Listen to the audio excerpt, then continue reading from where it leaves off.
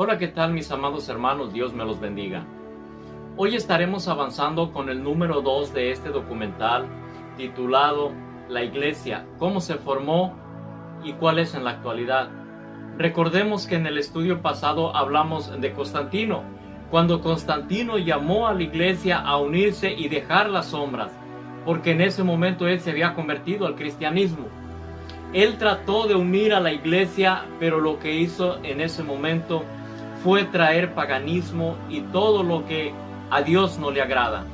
En este estudio estaremos avanzando con el número 2. Ya para el 7 de marzo del 321, imponiendo la observancia del domingo, cambiándolo por el sábado para descansar en el día venerable al sol. Como se vio que el edicto de Constantino carecía de seriedad, el obispo Eusebio de Roma, quien buscaba el favor de la princesa, propagó la idea de que Jesucristo había cambiado la santidad del sábado por el domingo, y aquellos que querían seguir guardando el sábado eran enemigos de la iglesia. Ya para principios del siglo IV, muchos de los cristianos que no se corrompieron y continuaron con su fe y vivieron sin mancha en el tiempo de Diocleciano, huyeron al norte de Italia. Se les llamó como gente de los valles. Ya para el año 527 y 565, la Iglesia Católica ya estaba muy bien organizada, y como el emperador Justiniano miró todo esto, quiso obtener el favor de la Iglesia Católica. Le dio la facultad de ser la cabeza de todos los obispos de ese tiempo. Así el papado fue establecido en el siglo VI, y el obispo de Roma fue establecido así como la cabeza de todas las iglesias. Así que desde el año 538 comenzó el obscurantismo en Roma, donde los papas hacían cada clase de bajezas para quedarse con el poder. Cuando el Imperio Romano se partió en dos, los dos obispos más importantes, no los únicos, los más importantes de ese tiempo, uno en Constantinopla y otro en Roma, el cual se le empezó a llamar Papa en el año 756. En la caída del Imperio Romano, el Papa pasó a ser la máxima autoridad, naciendo así los estados pontífices. En estos siglos, el Papa con los reyes traían choques para conservar el poder, donde los papas se daban la vida de reyes, alejándose así del verdadero mensaje de Jesucristo. El obscurantismo en Roma es algo que la Iglesia Católica ha querido ocultar a través de los siglos, porque en esos tiempos la Iglesia Católica cayó en una depravación total, donde hubo hasta una papisa llamada Juana. Ya en el año 1059 se hace una ruptura en la Iglesia Católica, el gran cismo llamado así, donde la Iglesia Católica Romana y la Iglesia Católica Ortodoxa se desunen, donde el Papa Leo IX, cansado del patriarca de Constantinopla, lo excomulga de la Iglesia Católica, a lo cual Miguel Celulario le paga con la misma moneda, excomulgándolo también, todo por el hambre al poder y tener el control del pueblo. Ya para el año 1184 nace la Santa Inquisición.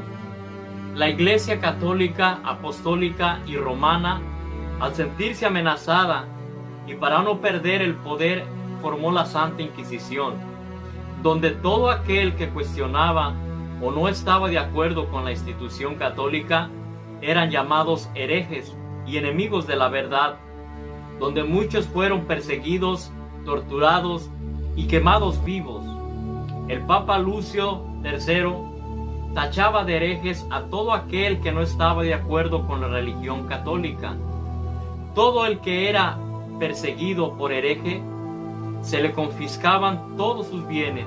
Y ya para el siglo XII, el Papa Gregorio IX formó a los inquisidores, que tenían una red secreta terrible, llamados clérigos parroquiales. También eran apoyados por la sociedad, ya que ellos tenían temor de la iglesia y no querían estar en desacuerdo con Roma. Los inquisidores pedían nombres a los herejes y para que hablaran los torturaban de una manera terrible. Muchas veces los acusados daban declaraciones falsas por el miedo a las torturas y a la hoguera. Ya para el año 1225, el Papa Inocencio IV hizo legal la tortura y la Inquisición española fue una de las más temidas. Surgió a raíz de que empezaron a llegar muchos judíos al país de todas partes, a los cuales fueron obligados a ser católicos, y los que no estuvieron de acuerdo huyeron a Portugal. Con el popular matrimonio de Isabel de Castilla y Fernando de Aragón, se unieron los dos reinos más poderosos de España. Esto aconteció que los dominicos aconsejaron a la reina Isabel que los judíos eran una grande amenaza para la corona. Por eso la Santa Inquisición en la península ibérica fue una de las más terribles. Pero años antes, en 1140, nació un hombre llamado Pedro Baldo, fundador de la iglesia evangélica valdense en la ciudad de Lyon, Francia. Era un mercader muy rico.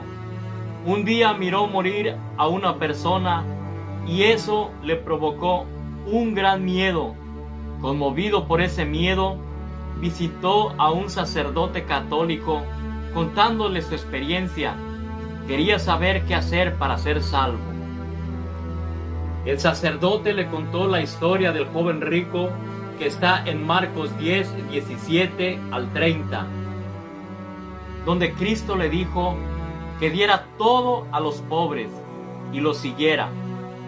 Pedro Baldo lo tomó en serio y regaló todo lo que tenía a los pobres, y la otra parte lo usó para traducir la Biblia a su lengua materna. Al leer la Biblia, Baldo se dio cuenta de la verdad y de cómo la Iglesia Católica estaba muy apartada de la verdadera enseñanza de Jesucristo. Pedro Baldo se apartó de las riquezas, tuvo muchos seguidores, los cuales se les llamó los valdenses.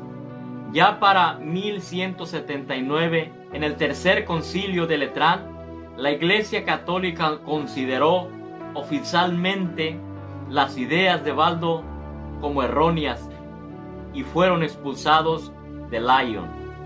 En el año 1218, después de la muerte de Pedro Baldo, la Iglesia Católica persiguió a los valdenses a muerte porque los quería destruir y desaparecerlos de la faz de la tierra como enemigos que eran. La Iglesia Católica los persiguió en diferentes países de Europa, llamándoles así enemigos. Los persiguió hasta exterminarlos, cosa que no pudo. Los valdenses, antes de llamarse así, la gente los llamaba los pobres de Lyon. Los pobres de Lyon o los valdenses huyeron a las montañas y se escondían en cuevas y aldeas, luchando por sobrevivir de la tiranía de la Iglesia Católica. Los valdenses fueron un grupo de personas que amaron bastante a Dios y que su único deseo era servirle a Dios. Y es algo triste porque cuando la Iglesia Católica los descubrió, trató de destruirlos por su fe y por el deseo de buscar a su Dios.